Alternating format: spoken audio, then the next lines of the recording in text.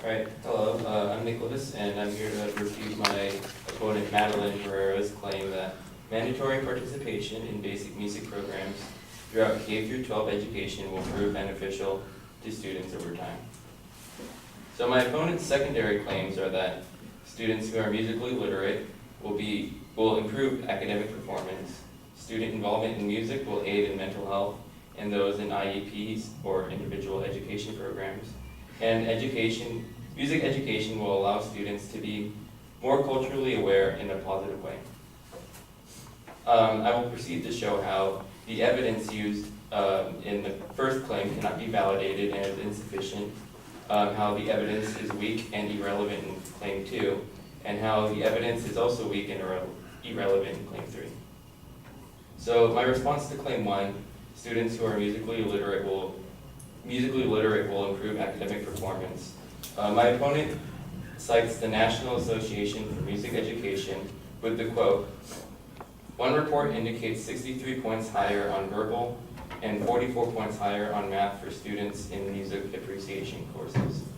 I also looked at this source and I found the specific report was not linked or cited on this website.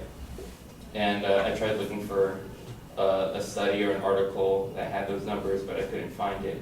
And so thus this statistic cannot be validated because I can't find, as there's the statistic, it's a statistic without a citation. My opponent also refers to a study done by San Francisco State University where fractions were taught to third graders using music notation. And she also refers to how the alphabet and times tables are learned through song.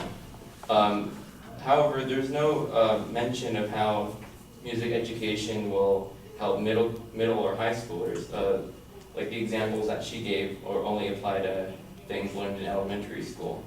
And so additional evidence is required to show how music education is helpful to middle or high schoolers because the main claim states that music education should be mandatory for all grades from K through 12. Thus, this evidence is insufficient. In response to claim 2, that student involvement in music will aid in mental health and those in IEPs or individual education programs. My opponent states that music engages in tactile, kinesthetic, auditory, and visual systems. So essentially touch, movement, sound, and sight. The source also states that music is a multisensory experience. But from that definition, essentially life is a multisensory experience, and there's no stated difference as to how music is different from everyday life. Because in everyday life you hear things, you touch things, you see things too. And so more information is required to show how or why music is any different in terms of multisensory experiences in day-to-day life, or how it helps mental health. So thus this evidence is irrelevant. In response to the third claim, that music education will allow students to be more culturally aware in a positive way, my opponent states that music can aid students in understanding or the pronunciation for a majority of languages using IPA, or the International Phonetic Alphabet, as they both go hand in hand. But after looking on the website that she gave, the source has no mention of music education, and it only explains what IPA is. And it's unclear how music education is at all related to IPA, or International Phonetic Alphabet. So thus this evidence is also irrelevant.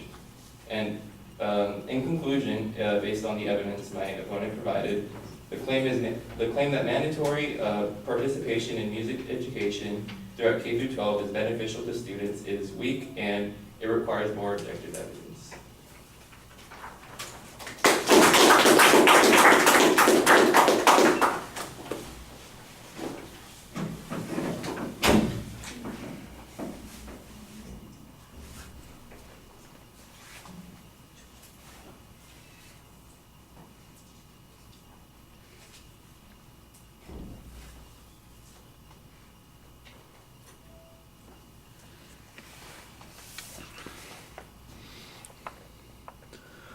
All right, well, again, we got the preview of the responses to the individual points instead of just a reminder what those points would be. I think it's probably best if you save the responses as you get to them. That probably cut down a little bit on the amount of time that you're using. I did appreciate the challenge that you had on the first point to the source that the advocate presented, suggesting that, in fact, there isn't really we're getting at best a secondary citation of this statistical improvement, and without any original sourcing, there's no way to verify it. That doesn't make it illegitimate, but it does make it somewhat suspect, and the idea that this is an important point in the process needs to then be put into context, because the only evidence that we have that points in that direction is suspect on that particular position.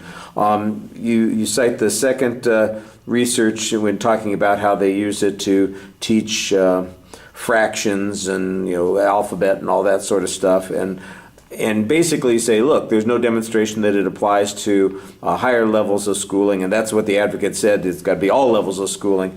That's a reasonable press to make, but it doesn't. I don't think it does much to be convincing that there is not an advantage to using music to teach these sorts of things. I do think that there's an argument to be made here that says you don't require a music class to use music in order to teach those things. I think that might be a better response there. I know that you're looking for a way to press the argument and make it whatever seems like a reasonable challenge there, and that, on its face, it's not a bad challenge. It's just I'm not sure that it's very convincing, and it feels a little bit like a stretch. All right, on the mental health issue, again, you challenge the advocate's evidence on this point. You don't have any evidence on your own, so it really comes down to some vague information on this. To me, I think one of the things that you ought to be saying is they're asking you to believe that this has a benefit, and do they provide any quantification of this? Do they have any example that illustrates this? At best, they have somebody who believes that it has this opinion, but they can't explain why they believe that it has this particular opinion. And so, I think diminishing the evidence a little bit and then arguing that you can't really reason from this kind of vague evidence would be a good answer. It would be helpful if you had any evidence on this particular point, since their evidence is pretty abstract. I don't know what there would be. You'd have to do the research to find those things out. And I generally got the impression that you went directly at the evidence of the advocate, trying to find holes instead of necessarily looking for any contradictory evidence on most of the points. All right, thank you.